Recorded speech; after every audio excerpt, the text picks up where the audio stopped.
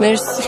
داستان من تو از اونجا شروع شد وقتی اون اومد و حرفات دروغ شد. سخت بود اما اون دستاتو گرفت و آروم آروم ای چشمام دور شد. باعثش تویی وقتی اشکم میاد، وقتی میخوابم و تو خوابم هر شب میاد، وقتی میبینی که به خاطرت مشکی پوشم دیگه نمیتونی بدی با هیچ عشقی پوشم. وقتی چشمات قلبمو ترخیص کرد واسم دکتر چشماتو تشخیص کرد. هرچی سنگین تر شدی غمگین تر شدم، عشقت منو تنبیم کرد. نشد نخواستش و رفتش زود، میگفت از عشق و دارم و سهمت بود. شکست سکوت من از عشقت منو تشنه رو نرسون لب چشمت. توی بحثات نبوده حرفی ازم، حالا هرجا رفتی ازم حرفی نزن. کاری نداشته باش با این کلبه تنهایی منو دردام مثل پاییز و برگار. تقسیم کن با اون عشقتونو بزا همه ببینن به عشقتونو.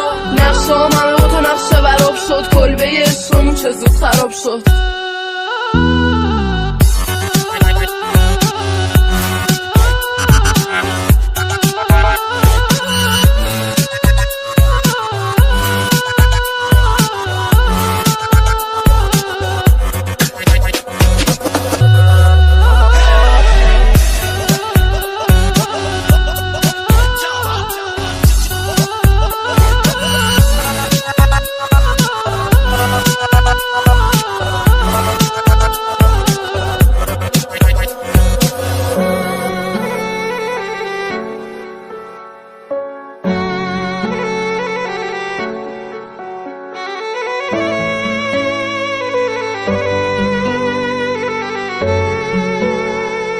هنوزم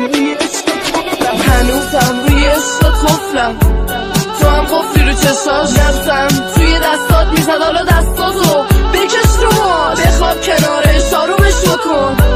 منم خراب عادتم لامصب بکشی قروی رگا، میخوام واسط بمیرم واسم طبق عادتم. گرمی دستاتو دستای اون، سردی قلبمو بدتر کرد. اشکم از دست حرفات ریخت وقتی گفتی من سردردم.